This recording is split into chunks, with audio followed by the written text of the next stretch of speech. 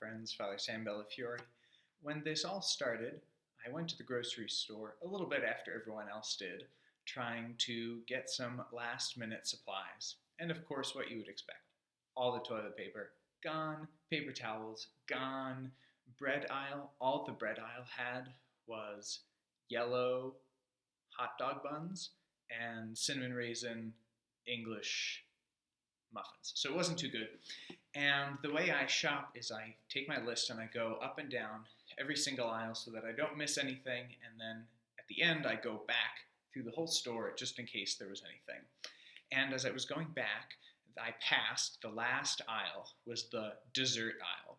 And I didn't know what was down there. For some reason, the sign says all sorts of generic desserts, cookies, brownies, and then it says Melba cookies. I don't know what Melba cookies are, but I saw that sign and I saw all of the people in the dessert aisle, and I said to myself, you're hungry. Don't go down that aisle. And maybe those words are words that we all need right now in some way, to say to needless worry, or to blame, or to deep fear that isn't necessarily irrational, but that we can indulge and that can hurt us. Don't go down that aisle. But for so many of us, maybe the question at this point is, or the encouragement isn't don't go down the aisle. The question is, what if I'm already in the aisle? What if I'm in the aisle of deep fear or needless worry, or worry that feels like it really is important and needful? What do I do then? Jesus in John 8 says something beautiful. It was in the gospel at Mass this morning, and he says, "The one who has sent me is with me. He has not left me alone." And those words that Jesus spoke are words that we can speak to with him about God the Father for us. The one who has sent me is with me. He has not left me alone. And those are words we can speak if we're stuck in that aisle right now. If we've gone down that aisle and maybe we've come out and we're back again and we need help backing out of the aisle. The one who has sent me is with me. He has not left me alone.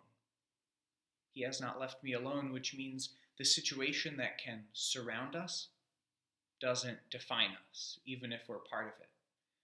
He has not left me alone so that the emotions or the real desolation we could be feeling also doesn't exhaust our persons. That it's not all of who we are, that we're not identical with our emotional responses to what we're hearing.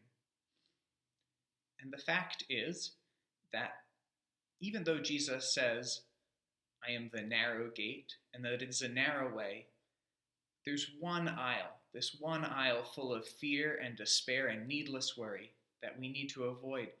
But there are so many other aisles, the 15 other aisles in the grocery store that aren't filled with calories. They're filled with good things that are deeply nourishing. These aisles are full of justice and mercy. They're full of empathy and the sort of deep self-gift that we're seeing from so many healthcare workers right now. And they're also filled with hope. We're not going to get through this situation by fearing what we can't do. The situation we can get through with God's help if we each do the things we can control and we can do.